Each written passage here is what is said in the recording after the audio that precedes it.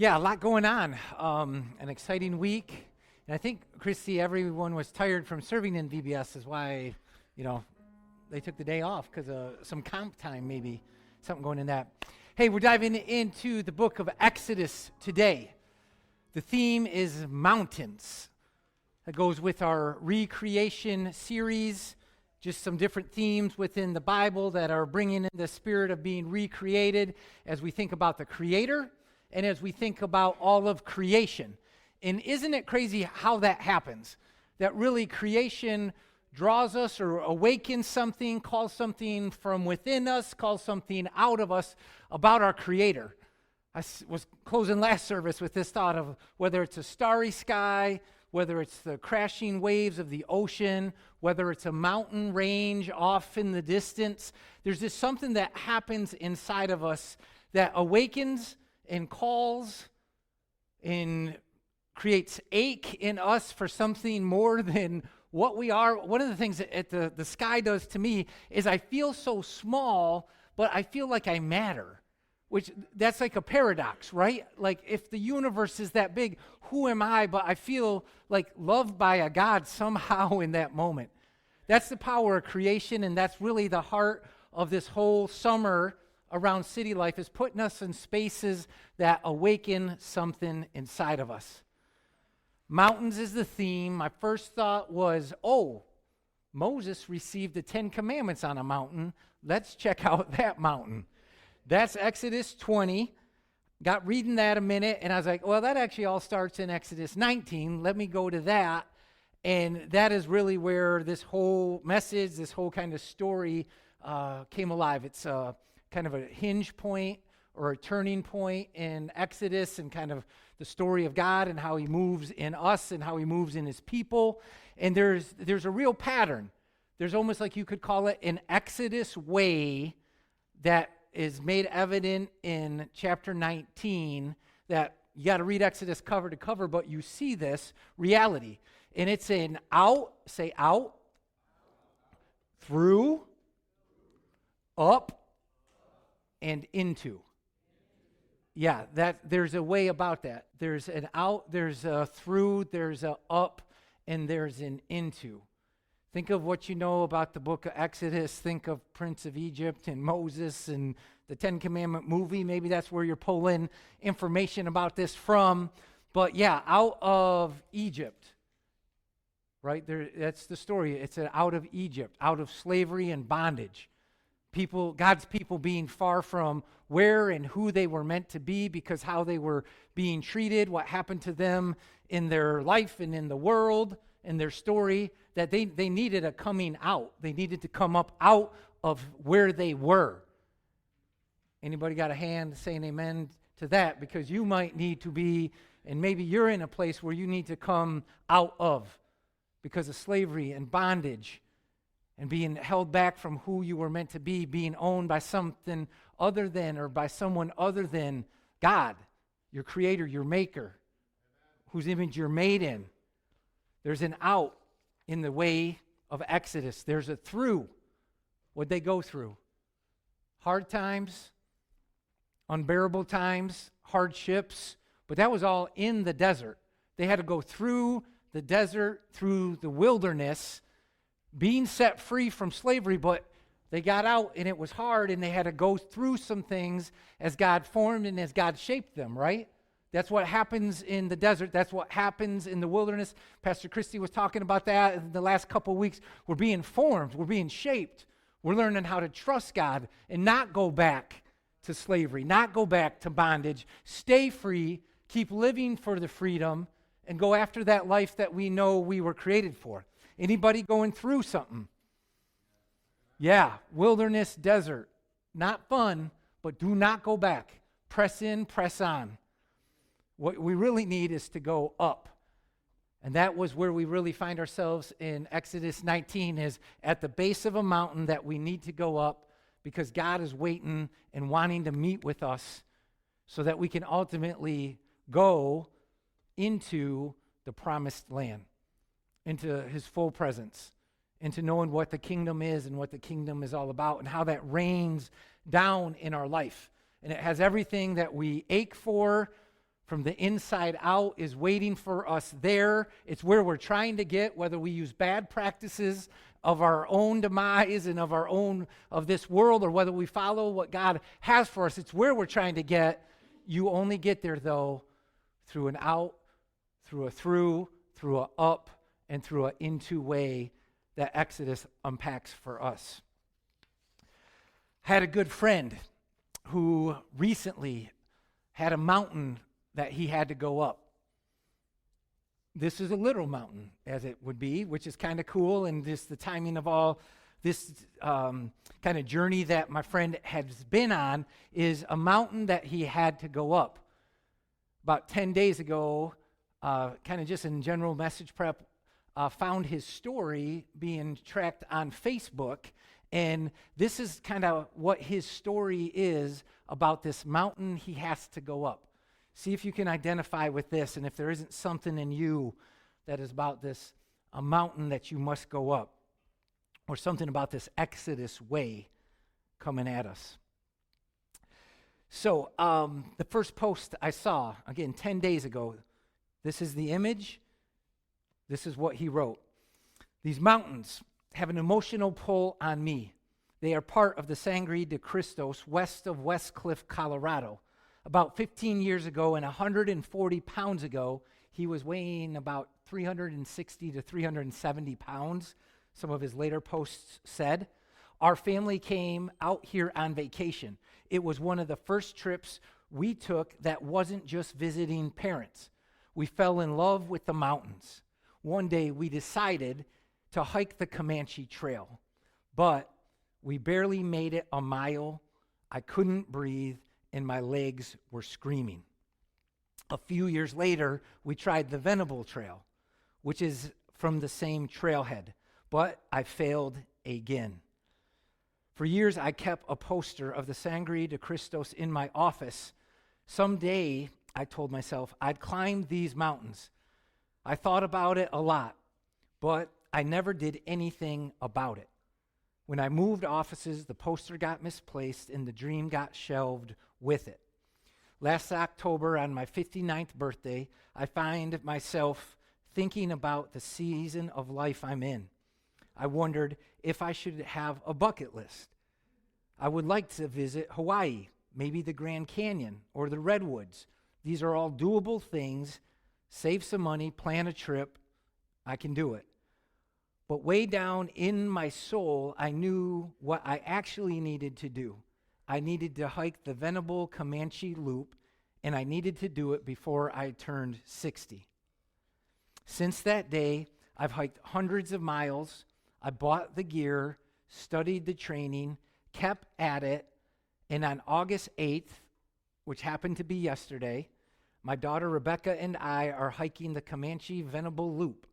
This will be a physical and mental challenge.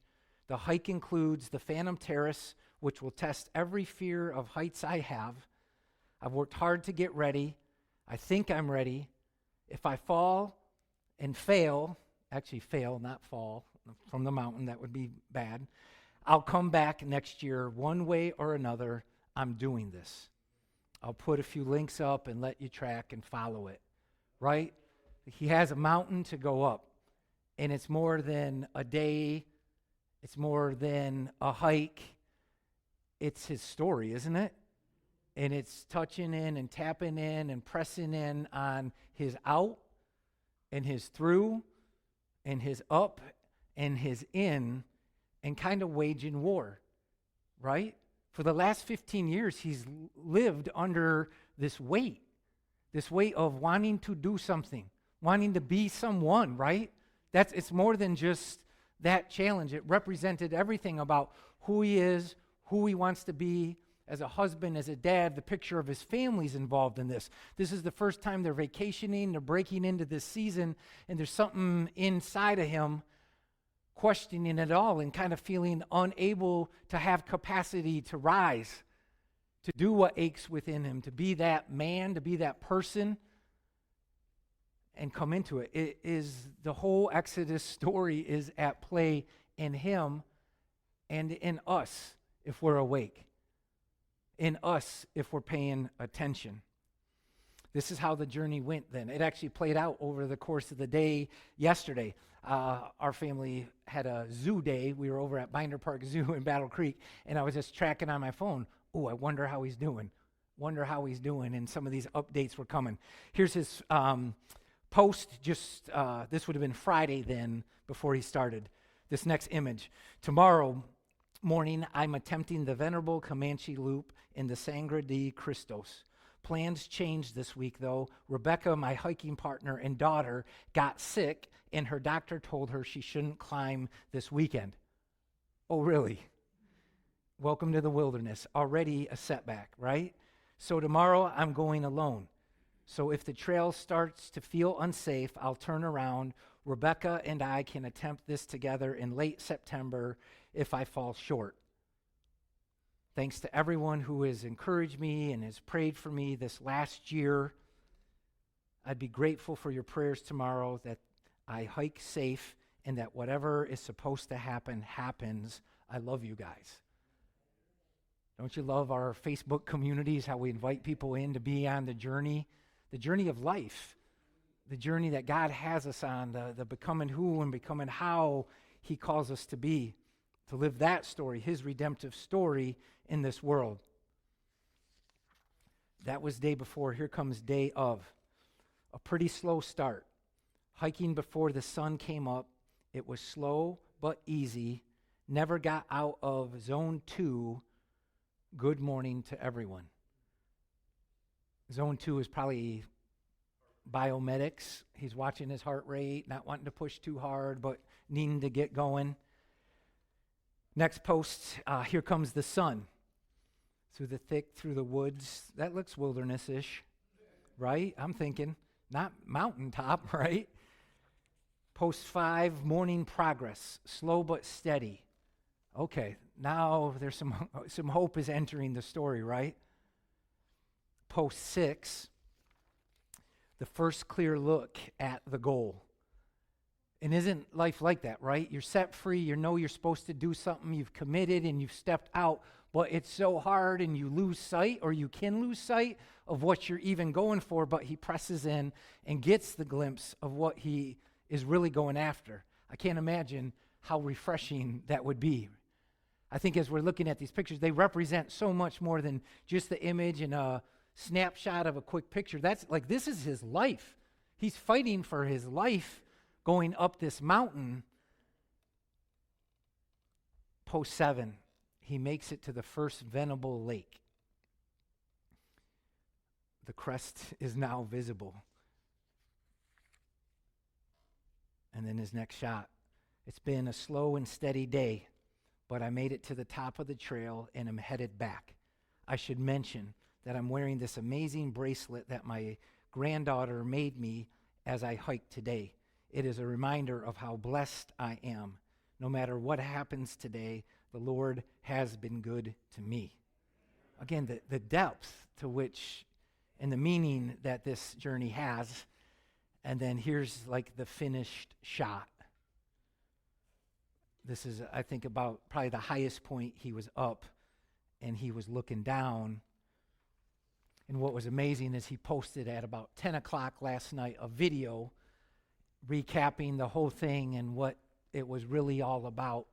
And what was crazy is he was saying on the video that the whole time he was filled with self-doubt.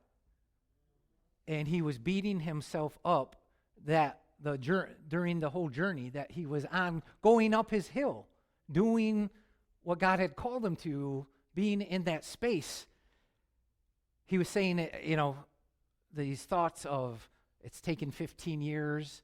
He had thoughts of maybe this wasn't actually that hard. What is wrong? Why did that take so much? All that happening, which is kind of unbelievable until you look at yourself in the mirror and think how frequently we do that same thing. We pound ourselves back towards slavery, or at least back towards wilderness living that's just not good at all. It's short of where we're supposed to be up the mountain. But what he said the Lord gave to him at the top of this was right in this moment from this shot. That's the Venerable Lake. that was just in the shot that he's looking down at. And on the first climb, that's where they were trying to go. And he said, at that moment, God said to him, he's like, what are you talking about? Look at where I've brought you. I have you up looking down on a place you couldn't even get to on your own or before you really came after me. Right? Isn't that crazy? That's like in the book of Psalms somewhere, right? The Lord has taken you to a place where before you could not even get to, and you're looking down at that place you could not even get to. That is our God. That is the way. That is the Exodus way. That is God's way when we are willing to come out and be set free and go through the hard in the wilderness to the base of the mountain and to go through with the climb up to encounter God, and how hard that is and how crazy that is. But that gets us to the place that we can never get ourselves as we look back. This is the story of Israel in Exodus. This is the story of Israel in Exodus 19 as it sits at base camp at the base of the mountain that God is already up on and wanting to encounter and to meet them. It's a out, it's a through, it's ready to go up, and God. And this is how it goes. We've got a God that wants to meet with us. That's the heart. You need to know that. This is the theology of it, who God is. He wants to meet with us. He wants to speak with us.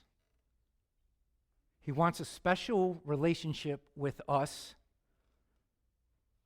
He sets boundaries and conditions for the relationship that he's created for us to be in, and then he invites us into that relationship so that we can experience him and the presence of him in his kingdom in our lives, so that we live for him and that we live his way, that we live making him known and knowing him more and more in our lives as we live for him and his kingdom and his kingdom's sake. Never was my friend more alive, or as we talk about it here at City Life, more in the kingdom and having the kingdom manifested so that you experience all this than at that top looking down, knowing God had met him there. That's what's happening and getting ready to happen to Israel right now. So let's walk through that 5 kind of moments that show this heart of God and what this story is all about. Exodus 19, verses 1 and 2. In the 3rd month of the same day of the month that the Israelites had left the land of Egypt, they came to the wilderness of Sinai. After they had set out from Rephidim, they entered the wilderness of Sinai, and Israel camped there in front of the mountain. Everything I've been talking about is kind of in those 2 verses. That's Israel. Who's Israel? Israel's God's people. Those are his people. That's us today as we're living for him. That's who Israel is. And you got to kind of know that, because that's our story. We're a part of this story from creation to fall to flood to the Tower of Babel and the dispersing and the breaking up to the promise of Abraham. And then Abraham comes Isaac. Isaac comes Jacob. Jacob is Israel.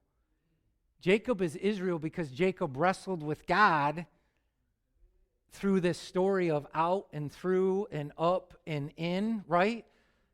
And Jacob is Israel, and Jacob has Joseph, who Joseph goes to Egypt. Israel becomes enslaved and is kept in bondage until they're set free to come to the promised land. Right? That's in verse 1. There's a little bit there, right? That's who Israel is. They left Egypt. They're through the wilderness. This is 2 months in to being set free. Anybody made it 2 months in your freedom from the bondage? Anybody not make it 2 months? They made it 2 months, a lot of grumbling, a lot of complaining, but a lot of God showing up in that space and they're at the base camp. And ultimately what God is wanting us to know and them to know is that he wants to meet with them. He's for us. He's always about his redemptive will taking place in our lives. God is not mean. God is not heavy-handed and wants to bring things down on us. We don't need to hide from him. He wants and asks for us to come out of bondage. When we do, he's done something that made that possible because he cares and he's compassionate and he has mercy and he, surfaces justice. He's forming and shaping us through the wilderness desert to bring us along to know to trust him so that we don't turn back, to show that he always provides. His promises are always good if we hang with him. And he's calling us to this mountain where he wants to encounter us. He wants to meet us up. He kind of has set the stage. He used Moses to go back to Egypt to bring them to here so he could meet with him.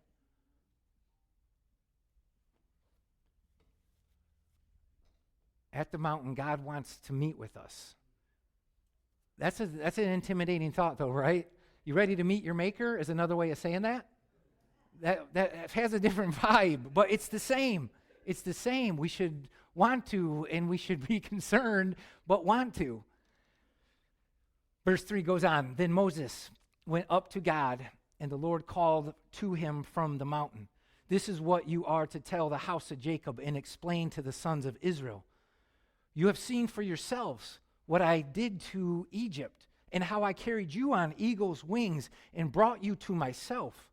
Now, if you will indeed obey my voice and keep my covenant, you will be my treasured possession out of all of the nations, for the whole earth is mine. And unto me you shall be a kingdom of priests, a holy nation. These are the words that you are to speak to Israel. And this is God not knowing that we probably couldn't take him at that time, so he's using Moses to tell them this. This is who I am. I'm full of compassion and mercy and grace, and I'm into restoring and rebuilding and recovering them to who they're supposed to be and who they're meant to be. That is what I'm acting on. They're my chosen. At the mountain, God has something to say to us, that we're his chosen people, that he has a purpose for us. We matter. We aren't garbage. He chooses you because you're his holy people. We're his holy people. We're his plan A. And at the mountain, he says that to us. My friend going up the mountain, he was realizing that through the terrain and through the challenge. He was remembering 15 years of not being able to do this and all that it took. These are the kinds of things that drive you, and really that you have to believe this or you're going to go back. This is the identity to hold on to. This is our God. He wants to meet with us, and he wants to speak this into our lives for us, to call us. Verse 7. So Moses went back, and he summoned the elders to tell them this, and the elders of the people to set before them all these words that the Lord had commanded him. And all the people answered together, we will do everything that the Lord has spoken. So Moses brought their words back to the Lord then. They're in. They want this. The Lord said to Moses, behold, I will come to you in a dense cloud then, so that the people will hear when I speak to you, and they will always put their trust in you. And Moses relayed to the Lord what the people had said, and then the Lord said to Moses, go to the people then and consecrate them today, ready them for tomorrow.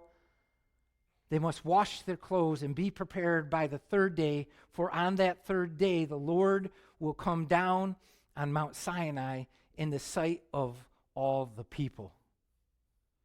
God wants this special relationship with us. He invites us to commit into this relationship, to be set apart, to identify with that identity that we're not who the world says we were. We're not who those lies, that the bondage, that what that all pulls us into, we're not that. And he wants us to go, well, sorry, I've got to share this. It's just in my head. But, I'm picturing the Beast in Beauty and the Beast going down to Belle, and he's going to show Belle that he is the Beast, but I think he's talking to the candlestick and the clock about being nervous about her not understanding because he's beastly, but he's loving and compassionate, and they're made to be together. Disney princess movies, when aren't they amazing? But I feel like that's this interaction, and God is going to Moses and tell them, and do this, but you tell them, and I want you to tell them this, but I'm worried about them being able to handle it. I'm worried about them being able to receive this, so you tell them, but I'll shake things up crazy so that they know it's me. I want them to know it's me, but they can't see me. Only you can see me and understand exactly what I'm saying, but they got to believe you because their whole life depends on it. My whole story for them and all of creation depends on it, so it's got to happen. God wants this special relationship, invites us in. It's a set apart, it's a holy thing. It's a live different, live free calling. Verse 12,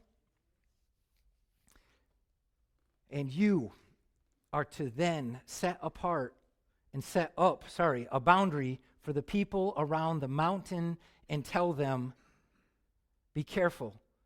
Be careful not to go up the mountain or touch its base.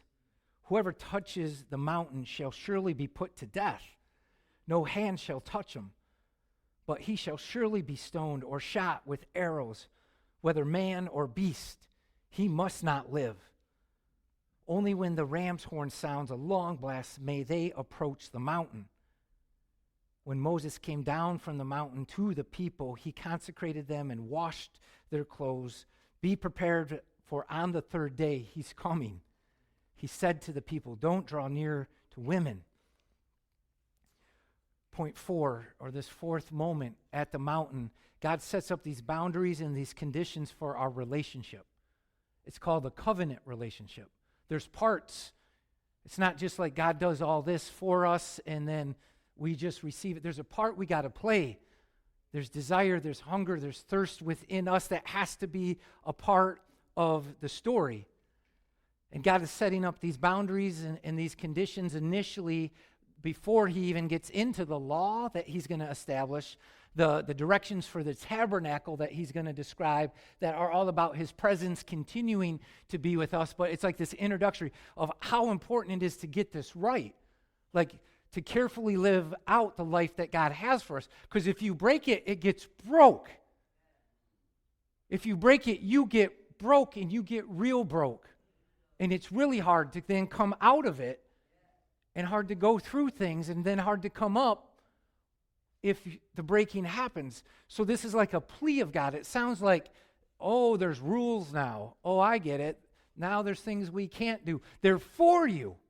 They are for you to prevent you from ruining you and destroying yourself. It's like that. It's like he wants us to be careful to obey everything.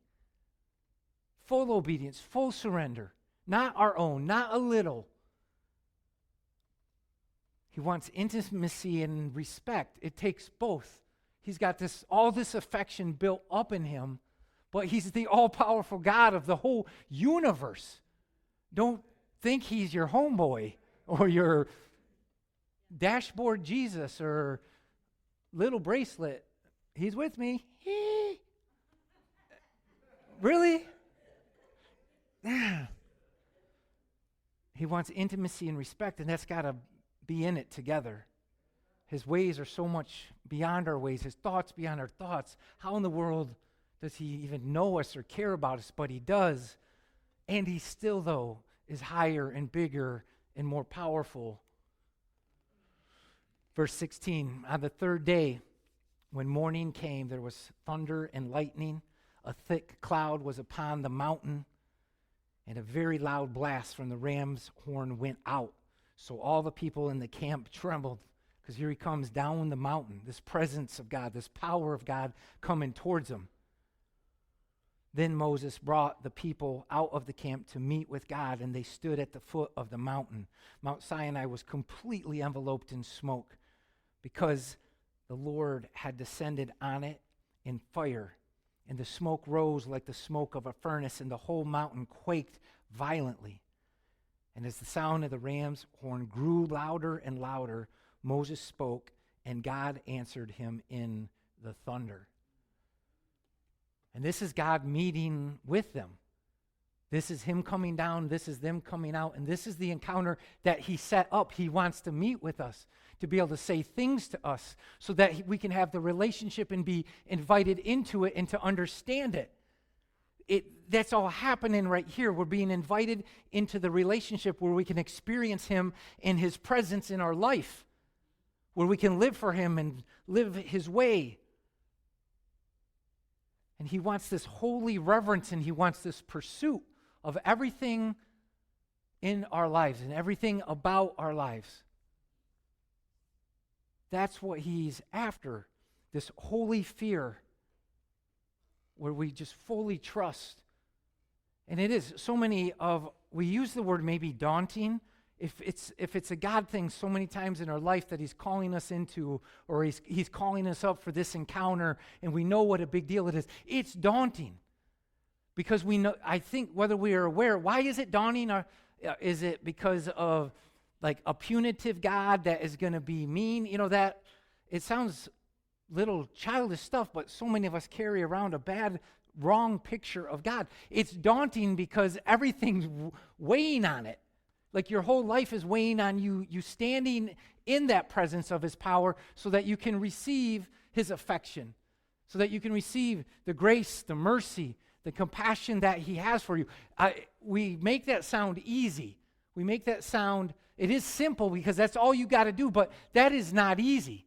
That is daunting. But it's this reverence and it's this pursuit of that we then stand in it, and then God comes on us in a moment and he says something like, see, I got you. You are above and you're looking down at somewhere you could not even get on your own.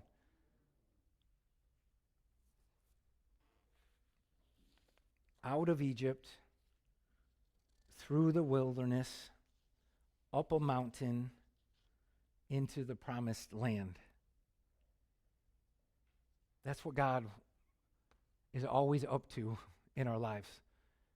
And whatever phase we're wrestling with the most, that's where he's at. Some of us have not come out of bondage yet, and we're dealing with, it's rough. We're dealing with an identity. Something else owns us. Something else is defining us, something we can't get free from. Addiction, abuse, shame can be that bitterness that you've held on to because of a wrong, that you've been wronged, but you haven't dealt with that right. You haven't offered forgiveness yet, and you're the one enslaved by it. Fear, materialism, these other more social, cultural approval. You just need their approval, so you'll do anything, and they own you. You're on a leash. You don't even see it. Destructive relationships, compulsive behavior, those can own us. We can't get free from them. The wilderness, freedom's harder than I thought. I might just go back. No, recovery is hard. Dealing with grief is hard, but don't go back. Loneliness is hard, but don't go back. Unemployment is hard, but don't bankrupt a life or a relationship or your character because of that. Rebuilding trust is hard. You want it right away because you said sorry, but it takes years to get it back. The mountain, this holy place where God is near, it's hard, it's daunting. You got to be willing to stand up in it to go up the mountain. There's a holy God. It takes conviction, worship, surrender. It is choosing, in some sense, it's choosing crisis. You can either get on your knees and declare that you're in crisis, because you are. Look at the person next to you. Let them know that. You are currently in crisis, whether you're aware of it or not. Yeah, you are, but that's what worship, that's what being up the mountain is like. I get that. That's why I'm here. I'm on my knees because I know I need God to get to where I can't get and be on my own. And that land, life belongs to God and exists for his purpose, this promised land. We know that, and we're in it a lot, but it's not, we got to stay there more. We need more around our lives. Heightened reconciliation. There's a new layer of the onion to deal with. Stability, you got to turn to this generosity picture and realize I'm in a place I can make a difference. Other concerns and things that come out with that picture. So, 2 application lines of thinking today. One is just this obvious, where are you at and what needs to be at the center? Are you in an out moment where you need help out? Get help out. We've got some cool stuff going on in that, I've used the word bondage space here at City Life, and some of the life groups things and some of the conversations happen. If it's bondage, if you feel owned by something other than God, and it's defining you, and it's whipping post is what often happens, you got to get out of that. And that's not wilderness problems. That's a bondage problem. Or is it a wilderness problem? You're free, but you don't know how you want to turn back. That's probably that quickest way to know if you want this turn back because you're free. That's wilderness space, and you can get help. There's help. There's someone sitting next to you that you can unpack this kind of story with, and they can help you, and that can help in and of itself. Is that where you're at? Or is it this mountain, that you're at the mountain and you need to go up? Go. Have someone march with you. Let it be your daughter, Rebecca, who commits. It's funny that she didn't go, but I bet he doesn't get there if she wasn't going to go until he got there. And then he goes up. Some of us just need to go up and make higher commitments to the devotion, to the careful boundaries that God has set for us so that we live alive and not apart. And then, that's where are you in that? And where do you need help? Get help. That's kind of our internal application. And the external that helps in every single one of these is a church-focused, because the passage is church-focused. Israel's the church. We're Israel today. We are God's people. And us living like this and us living like this together is everything. The only way we can do that is to do that and be these kind of people. And the things we do around here, who else hates announcements? I hate announcements at church. Do you guys hate church announcements? Okay, guess I'm the only one being honest. Because often it just sounds like, what do they want us to sign up for now? What's the QR code going to make us do? And, my needy thing. No, that's not it at all. Everything we talk about is for us. And it's for this Exodus way, and so that each of us can know where we are at on the journey and that we can keep moving. And God can be alive in our lives. So these things, committing to worship, be here every Sunday. Why would you miss? Why would you not be here on a Sunday and come with excitement and seriousness? Because every Sunday this is possible. A touching on and a visiting of the Exodus way and where we're at in a recommitment. Exodus 19, you could almost look at as the first church service where people got together in front of God, at the base of the mountain to go up it and worship, to have a time at the altar, to cry out and consecrate ourselves so that we can be holy as he calls us to be holy, and then hear from his word that is instruction of the careful way that we should follow and be serious about in our lives, and then we would encourage each other as we do that. That's an every Sunday thing. Not in our culture. You are our regular church attender if you attend 3 out of 8 Sundays in a row. That's horrible. Nobody's going anywhere. Maybe at best you'll stay in the wilderness, but my money would be, we'll all be in bondage and slavery. Come every week. Number 2, commit to serve. Here's a cool opportunity. Church announcement. Take the 3-week I Am City Life class starting next week and join a ministry team. For real. Get around some people. Do some things. Practice, exercise some of the things you're learning about obedience and sacrifice and what God's up to. Showing up weekly and finding a place to serve, especially that you're wired for and you're purposed for. When Andrea and I, the church we planted in Lowell, Impact, we called it Equipped for Impact, was what I Am City Life is all about.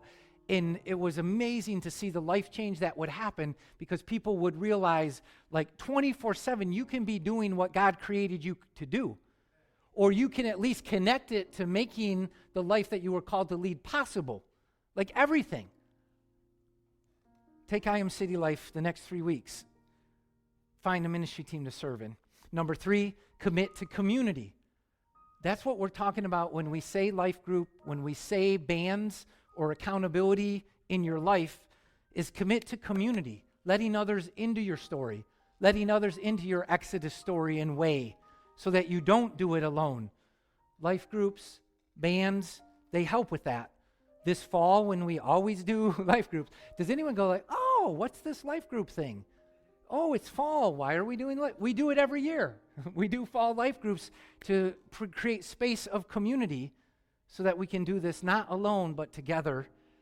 And then lastly, giving is a part of the story. Everything, all in, out of obedience, out of sacrifice, out of gratitude that we give. Financially is the easiest part, really, because everything else is the rest. Yeah. How about I pray then as we close here? And we just thank you, God, for your word that is all about you and how you really are. It's all about your way and what that is really like. I'm thankful for the honesty of your word